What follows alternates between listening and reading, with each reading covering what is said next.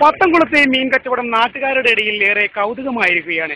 മീൻകാരൻ 9 മണിക്ക് വരുമ്പോഴത്തേക്കും 6 മണിക്ക് തന്നെ ഇവിടെ ആളുകൾ ക്യൂവിലാണെന്നാണ് നാട്ടുകാർ.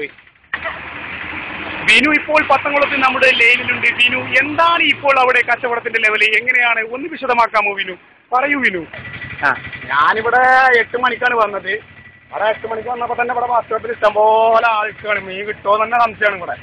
നമ്മൾ ഇതിലും മത്തിക്ക് വന്നാണ്. ഇവിടെ 10-15 കിലോ മത്തിക്ക് തന്നെ ഇവിടെ ആൾ നിൽക്കുന്നുണ്ട്. ഇനി പിന്നെ പട്ടാമി മീനാവട്ടെ നമുക്ക് അങ്ങനെ വെറുതെ വിടാനും പറ്റില്ല. അപ്പോൾ അത് മീനില്ലാതെ അപ്പോൾ തിന്നാലും തരുമല്ലോ. അപ്പോൾ നോക്കിയേക്കുന്നുണ്ടോ അതിൻ്റെ ഉള്ളിൽ നിന്ന് എല്ലാം കിട്ടുമെന്ന് ഇപ്പോൾ നിങ്ങൾക്ക് തോന്നുന്നുണ്ടോ?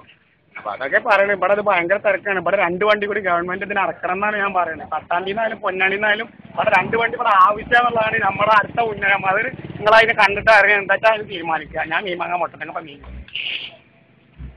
ഇപ്പോൾ കിട്ടിയാലോ സാറേ? ഇവിടെ എന്തായാലും 2-3 വണ്ടി ഗവൺമെന്റ് ഇറക്കണം. അത് അത്യാവശ്യമാണ്. ഇവിടെ ആൾക്കാർക്ക് മീൻ കിട്ടുന്നില്ല. 1 മണി മുതലോടെ നിൽക്കണം മീൻ കാത്തിട്ട്. എൻ്റെ ഓഫീസ് ജോലി കൂടി ഞാൻ മുടക്കി നിൽക്കുകയാണ്. ഇപ്പോൾ 1 കിലോ മത്തിയടിക്ക് കിട്ടിയത് തന്നെ എൻ്റെ ഭാഗ്യം. അതെ അതെ അതെ. അപ്പൊ സ്ഥിരമായി മീൻ കഴിക്കുന്ന ആളാണോ നിങ്ങൾ?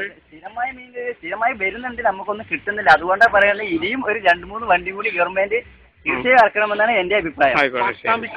അതെ, എന്താണ്